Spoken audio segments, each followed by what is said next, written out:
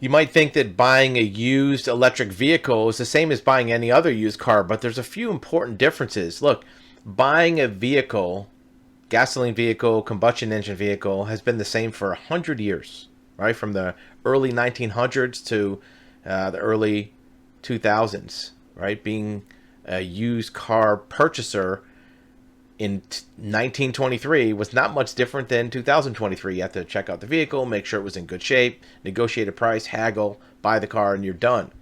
Electric vehicles are a little different. Here's a really good article from CNBC about buying a used electric vehicle and what it entails. And let's look at one part of it that's very important. First, that EV range will decline.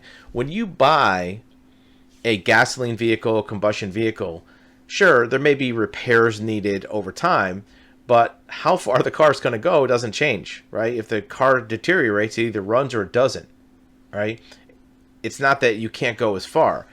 One of the other things is batteries are the most expensive part in a EV and cost over $10,000 to replace. It's not like an gasoline engine on a vehicle that maybe if it needs new spark plugs, you spend a couple $100. Maybe if it needs new brakes, you spend a couple $100. The battery is either all or nothing. You either buy a new one or it doesn't work, right? There's no in between. And it degrades. It can be excessive. It can lose 5 or 10% of their power in the first 5 years. So if you have a vehicle that has, let's say, a 200-mile range, well, after a few years, it might be down to 180 or 190, right? And here's the worst part. Battery life is hard to measure. Determining the exact condition of a battery's life can be tricky. Now, that's why if you look at the link on the bottom of the screen, you'll see that there's some ways to check out that battery. It's not just as simple as looking at the mileage, looking at the odometer. Battery life is notoriously more complex to determine. There's some things you can do that's a prediction based on mileage, age, climate, and other factors, but that's not going to tell you how many times it had a fast charge, how many times it was charged up when it's cold or run down when it's hot. Also, mileage on EVs is different than mileage on gas cars. Look here. Sustained cruising at highway speeds tends to drain batteries faster than stop and go driving. That's the opposite of gasoline cars. Gasoline cars, you've always heard, well, it's got high miles, but it was highway miles, not stop and go.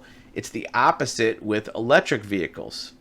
Also, finding deals on electric vehicles is different than on gasoline vehicles. What you're going to find is luxury EVs are the best deals. And you can check out the website usedevs.com. You can see a link on the bottom of the screen.